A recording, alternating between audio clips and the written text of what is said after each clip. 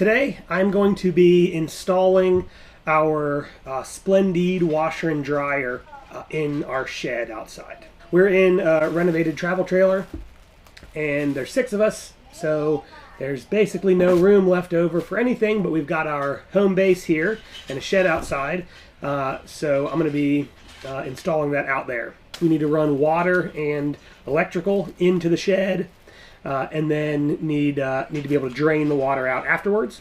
Basically, I'm going to show you kind of what I've got to do this. So I got a couple of these guys, a male and a female end for a hose. Then we have a 30 amp extension cord, but the 30 amp female plug has gone bad. So I've gotten another one of those and I'll replace that. And then this is a 30 amp to 15 amp adapter. This guy right here, which is just 4 plugs, and I'm just gonna install this on the wall, and then we'll plug the washer and dryer into that. I have some cable clips, just a couple of 3/4 inch metal kind of rounded clamps that I can screw into the wall to hold the 30 amp cord in place, and then to hold the hoses in place once they're in. A piece of PVC pipe. I'm just going to drill a hole in the bottom of the shed. The shed is sitting up off the ground, so with a hole in the bottom of the shed, I can put the washer and dryer drain into here, and it'll just dump out outside. And then I've got sealant and silicone to finish everything off. Okay, so here's my water coming out of the ground. I have this hose right here that is going to go back to the shed back there, and that's going to be the one that runs to the washer and dryer. Problem is it's too short to get all the way back there. And then what I have is this other one that twists up and is too long that comes over here and plugs into the side of the RV. So I'm going to take some length out of this one and add it to the other one. Turn the water off, but I'm sure there's still some water left in these hoses. Alright, so I've measured this out and given myself a little bit of room to play with. This is where I'm going to cut this hose right here. So let's see if we can just make a clean cut here.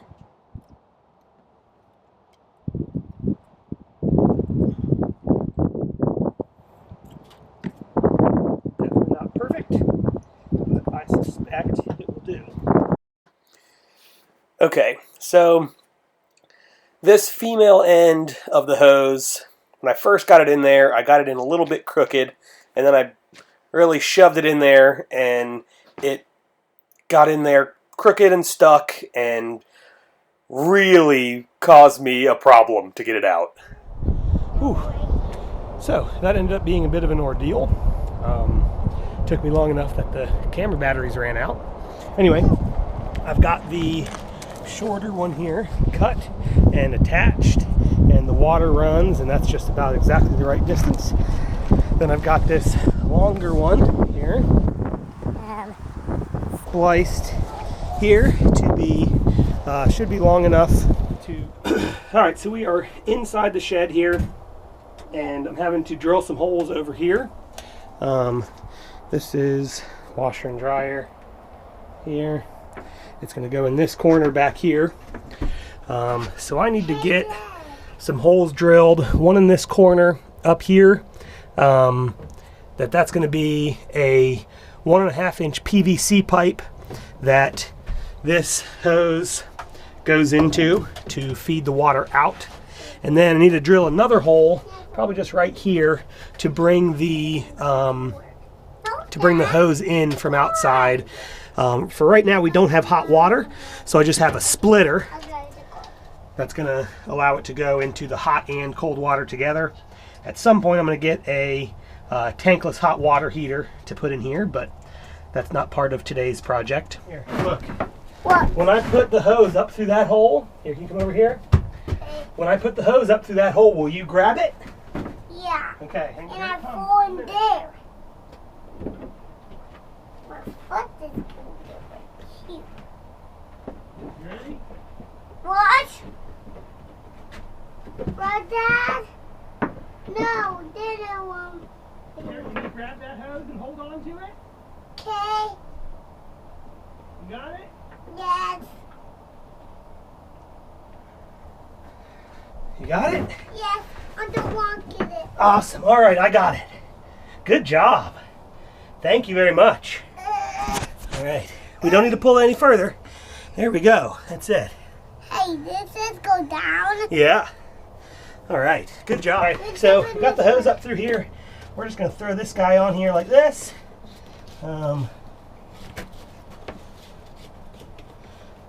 Just like that. And then that thing can just sit right there like that. I got the hole drilled and this piece put in with just some sealant to hold it there. And there's some 2x4s stacked up underneath to keep it at the right height. I'm thinking what I'm going to do is cut a piece of wood for right here and cut a piece of wood for right here just to hold this thing in place. I cut this piece off right here and this is going to slide right in here just to hold that thing vertical, because right now it's really just attached with that sealant down there. All right.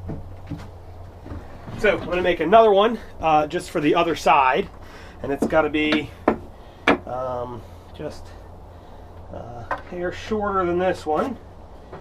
So I am going to take off, that looks about like 1/4 inch.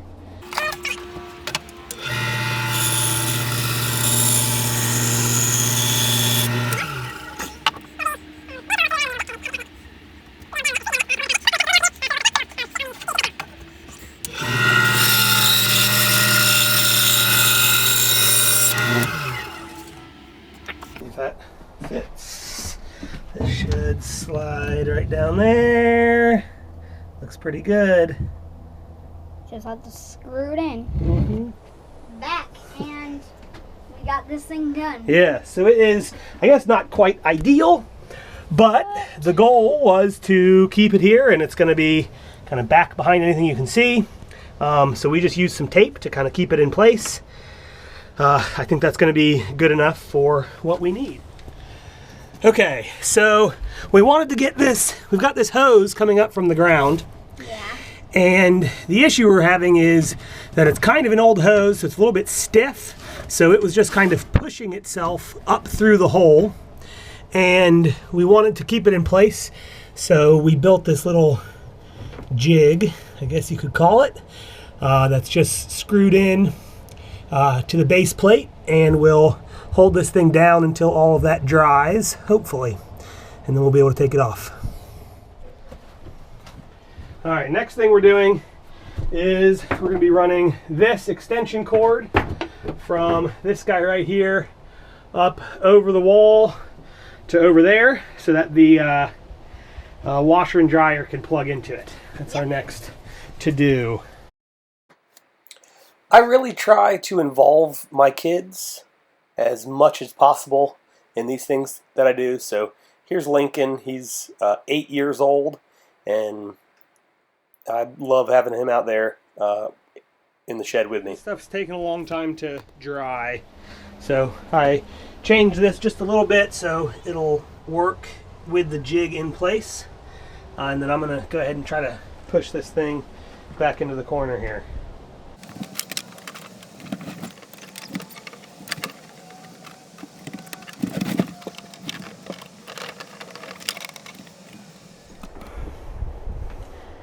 Alright, so everything's in, and I got one of my this kind of dirty rags here.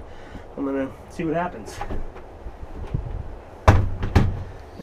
So this thing had a bit of a learning curve just because it's a washer and dryer in one, and because it's a ventless unit, it takes a long time. So it's about 3 hours from start to finish to get a medium-sized load done.